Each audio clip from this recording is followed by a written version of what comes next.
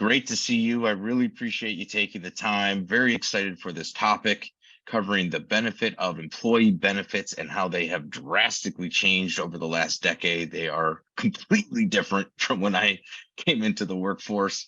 And then we're also going to touch today on your journey to become a chief sales officer of the massive firm, Hub International, 16,000 person company. I'm Dan Steinler. We are executive search firm. CCR Search is the company. This is the weekly podcast. My partners and I focus on sales, marketing, finance, and accounting, as well as construction roles, and have industry experts for each one of the industries. And I have with me today Andy Burns. Andy is a comprehensive human capital business partner and executive leader. As Chief Sales Officer at Hub International, he is responsible for leading employee benefit sales for the Midwest region. Mr. Burns and his team consult businesses of all sizes regarding employee benefits, total rewards, business insurance, and retirement planning. He reports directly to the regional CEO, and Andy plays a key role in the design and execution of the company's sales operations. Andy works very hard to establish and cultivate meaningful long-term relationships, which I have actually personally seen through my years of working with Andy, and he does that with every client. He is tenacious and driven, and Andy is passionate about helping every business become more efficient and profitable. Prior to Hub, Andy held several sales and sales leadership roles in various industries, ranging from employee benefits, HR technology, HR consulting, and recruiting. He's a graduate of University of Dayton, making him a flyer. He lives in Clarendon Hills and married with two kids, Samuel and Hazel. When not working or spending time with the fam, Andy enjoys playing music in his band, The Notary, as well as seeing live music, golfing, fishing, and doing a little snowboarding when he can get away. So Andy, wonderful to have you here. Why don't you fill us in a little bit on what's going on at Hub and what you're up to today? Yeah, thanks for having me. Good to see you, as always. Excited to be here today. So yeah, Hub Internationals, we're the largest privately held insurance brokerage firm providing risk management, employee benefits, retirement services, and HR consulting. Right now, we're the hottest ticket on the street in the insurance marketplace. We're growing faster than any firm in our space. And relative to our conversation today, I think one of the things that we're doing that's unique is what we call creating a quality employee experience. So, gone are the days of this one size fits all solution for employee benefits. And it's all about driving personalization within employer groups. There's 5 different generations in our workforce today. And so you got to have different offerings for the different groups of people. People are in different spots in their life. You've got, single moms, empty nesters, baby boomers, people just graduating out of college with their first jobs. So everybody has different needs and different wants. And so that's, one of our strategies is building benefits programs off of that. And, versus, historically, it's always been off the bottom line. How do we save money? How do we save money? But, you focus on the problem and build the solution. And that's what's going to help you build a more comprehensive and tailored benefits program. So we're doing some creative things that I'm excited about it. You know what? Great segue. First question. Let's talk benefits. When I started my career, it was click a box. Hey, you got benefits. And now that open enrollment process has gotten so much longer, and there's, I'm working with a jewelry company right now, helping them find a staff accountant role for a small 33-person company.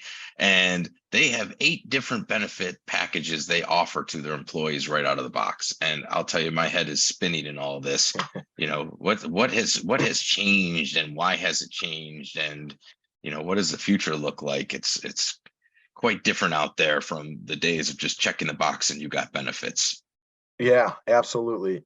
Well, the main thing is the relationship with the employee and the employer has changed, and COVID really sped that up. We sat at home for 2 years and thought about what do we care about most? What's most important? For some people is starting a new hobby. For some, it was maybe focusing on their health or mental health, or just being more involved with their family. And so when we all came back to work, not a lot of employers were set up to be the go-to destination for those types of things, to help guide people to start a new hobby or focus on their mental health. So, it's an expectation to have a medical plan, a dental plan, a vision plan, maybe some life insurance, disability, but it's all the other things out there, the ancillary benefits. Maybe it's dealing with an aging parent who, employees go sit in their car and call their siblings and say, who's going to get mom and dad to point A to point B, or who's getting mom and dad lunch today? How are they going to get their medication? And that produces absenteeism, and you're not getting your a fully present employee. So I think relative to your situation where an employer has 8 different offerings, they might actually be doing a service to their employees because they probably do have some new graduates, a baby boomer, Gen Z. There's lots of 5 different generations now. So the more options you have, sometimes the better, because oftentimes we'll find that people are either overinsured or underinsured, and that impacts cost for the company, but it also impacts choice. People like choice. Amazon, Apple, these companies that have made it so easy to consume and give us so many choices so quickly, the healthcare industry has had to pivot and cater to that. And so that's why you start to see companies have more offerings, have things like pet insurance, emergency backup childcare for a single mom, companies like Home Thrive that have come out to help with aging parents, and platforms and technology to make it easier for people to solve those issues. It's the employers are the ones that are winning, they're catering to all the different personas in their population. And that's what you're starting to see. And that's the changes. One size fits all to personalization and benefits. Interesting. And how does that shift across the generations? Like, are the younger generations less expensive? They might need more, mental health, like you mentioned. But then you have older generations and they have aging parents, or you have mothers. How are the costs impacted? And ultimately, how do individuals even figure out, what's best for their plans? Yeah. I think the key there is step one is for an employer to identify the different groups, because then you could build the blueprint or the roadmap to what types of benefits you should offer to the different groups. A lot of times you'll find someone coming off their mom and dad's plan when they hit age 26. They're choosing a really rich plan because they don't know, they've never consumed healthcare before. So that person's overinsured. They go to the doctor once a year and they've got this really, this Cadillac plan, but it's on the employer to equip that person to be an effective consumer. So it comes down to having the right types of communication. A baby boomer they want to meet in person. They go to the open enrollment meeting and they want to see a flyer hit their mailbox at home. Well, a millennial, they want to be emailed or texted. And so that communication and engagement strategy becomes very, very important to driving consumerism. Because if you just have one meeting a year, it goes in one ear and out the other. And then you go home and you make your decision. You might not be an educated consumer, but if an employer is consistently talking about it throughout the year and talking about better ways to save money when you go to the doctor, hey, here are 2 or 3 things when you go to the doctor, ask these questions throughout the year. So that's a key component, is the communication and engagement with employees. So that's what we're seeing, effective employers driving costs down while offering a comprehensive, tailored benefits program. What happens in that example? So this younger person who just came off mom and dad's plan, they're 26 years old, they select the Cadillac. They're obviously paying more in their personal costs, right? And I'm assuming the employer is paying a lot more as well. And so without that controlled at scale, right, there's just a lot of lost money essentially going out the door just because of lack of education. Did I say all that correctly? Absolutely. Yeah. We see that all the time. You've got a big group of younger people that go to the doctor once, and if you're a large enough employer, you can get that data to look at it.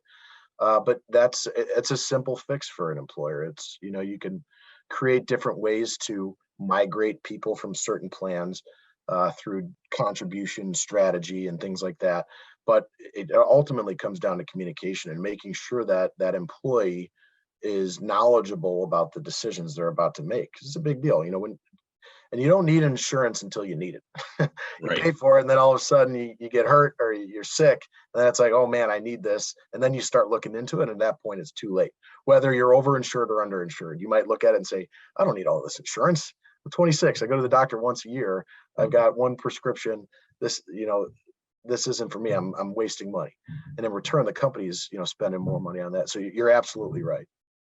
You see that a lot with smaller companies. And I mean, I could just imagine, smaller companies have a million things going on. The larger companies of the world, they have data teams and a full HR team and a benefits team and whatnot. But these smaller companies, I could totally see this getting, lost in the shuffle of the million things they need to do with the limited staff that they have. So do you constantly see that, just where they're, Yeah. Yeah. Yeah, that absolutely. That smaller businesses, small to medium-sized businesses are underserved from a insurance consulting on both employee benefits and property and casualty, because they run lean, and they're worried about growing the business, keeping people, and operating. And unfortunately, things like their employee benefits program and retirement plans, it falls down on the list of priority. And so that's why I think it's so important to have a good consultant, whether it's Hub or whoever you're working with, making sure that they are consistently working with the company to drive strategy and drive communication and engagement.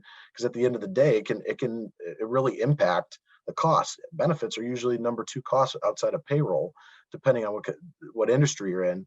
So it's on the P&L, it's a big line item. So unfortunately, it usually drops to the bottom, and HR is dealing with it, and they're wearing 20 different hats, worrying about getting people paid, employee issues, things like that. And so that's why having a good consultant is so important for a small, medium-sized business, to provide support and execution on making sure they got the right plans and everything's, the right communication strategy. Does Hub do that across the board? Do they hold the hands of the employee and the employer to just take them step by step, and you're a phone call away or Zoom meeting away, in order to, help individuals sort of figure out those, and companies, what steps they should be taking to select and maximize the best plan for themselves? Yeah, absolutely. I think we're the fifth largest privately held. So we've got the bandwidth and the resources to do it. And that goes to a mom and pop shop with 5 employees. They have a deep bench of people they can reach out to for resources, all the way up to a Walgreens or a Walmart or an Amazon. We've got the capabilities to support a business that big as well. So it's nice having that, and we've built our business and created different market segments and different groups to support those different size of businesses. But yeah, absolutely. A lot of the big firms, they'll be able to provide those resources and hand holding. But it all comes down, the employer has to buy into it too. You could have the greatest consultant in the world giving you the best ideas, but the hardest part is getting them to embrace it and execute on it from the top down.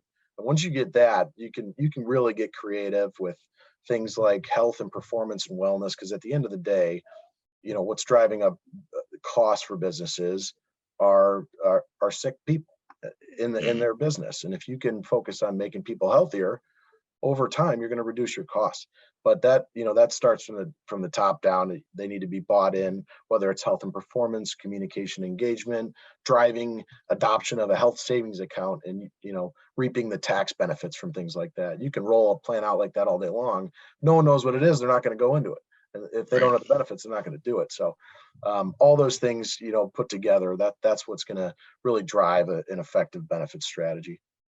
And a company probably almost needs to do like a full marketing strategy internally, right? I mean, I need multiple emails, reminders, invites, get a free lunch if you show up to this meeting type thing, because I don't know. I mean, even to this day, I am still completely lost in all these plans. And, we were speaking offline, but like I almost lost an FSA once because I had no idea it didn't roll over. And then it's like, well, now at the time, HSAs were coming out, and I'm like, what is this HSA? And it takes a lot of education on the individual level. Do you recommend, places and websites or anywhere to go for people to gain more knowledge on how to manage this and understand their plans?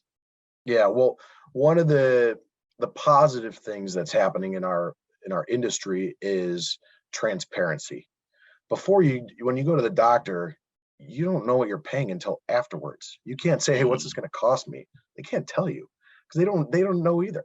They got to bill the insurance, they got to send it to the insurance carrier. Then there's a split, you get the discounts, then you got, you're hitting your deductible. So it's hard for people to understand what they're going to pay before they go to the doctor.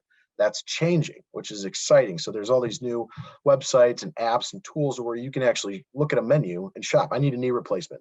Or there's resources like Health Advocate that a lot of employers use, where it's really care coordination. Or instead of calling Blue Cross to say, hey, I need a knee replacement, you call this third party and they help you shop for your knee replacement, or for your X-ray or your broken elbow. And so you can start. It's going to get to a point where we can start to become more informed consumers on their healthcare, because it's at the end of the day, if you're sick or if you break an arm, it's expensive.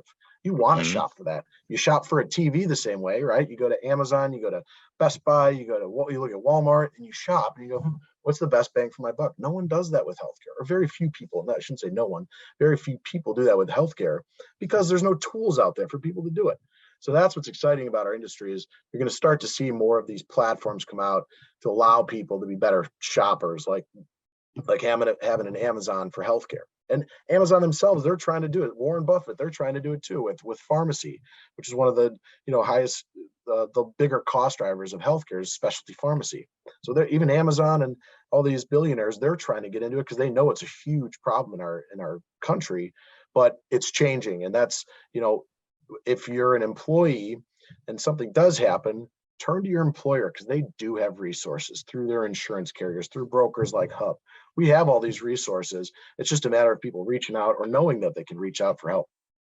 That's great to know. I didn't know that at all. I went to the urgent care recently. I scratched my eye and I'm like, what are you going to charge me? And I'm still waiting to see if I'm going to get billed. I have no idea. It was a $20 but hey, copay. right there, like, you went to urgent cheap. care. You went to urgent care. You didn't go to the emergency room. That's big.